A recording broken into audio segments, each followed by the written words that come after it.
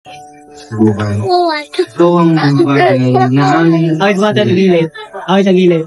natutuwa habang naiipagrambulan. Madalas may mga batang wala namang kasalanan, pero lagi namin pinagtitipan. Kahit mapahamak, wala kaming pakialam. Basta't magawa lang namin ang aming kinahiligan. Sa murang edad, natuto kaming magsugal. Video karera, bingo, kami na pamahal. Electrong D, bagsak sa pag-aaral. Masaya kami sa mga bagay na ganon. Lala sa umaga, uwi ng hapon.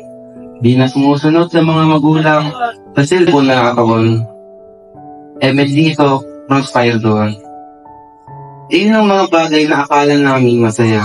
Na gawain akala namin ay tama.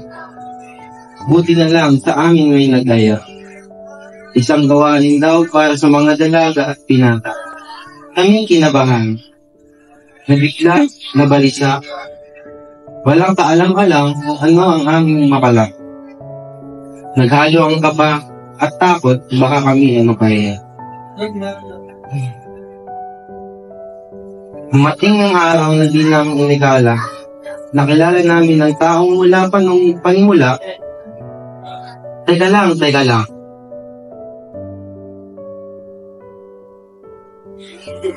Bakit bigla akong maluluwa? Hindi ko maintindihan.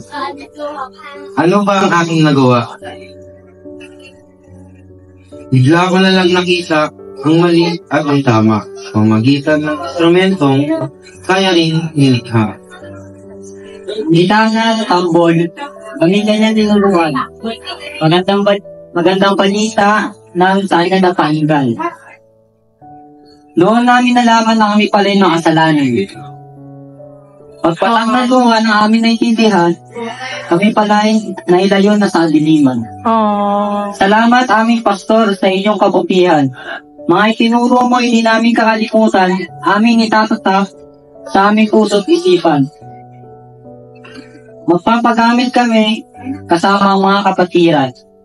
Purihin ang Diyos, lagi isigaw. Walang ibang nagturo sa amin kundi ikaw.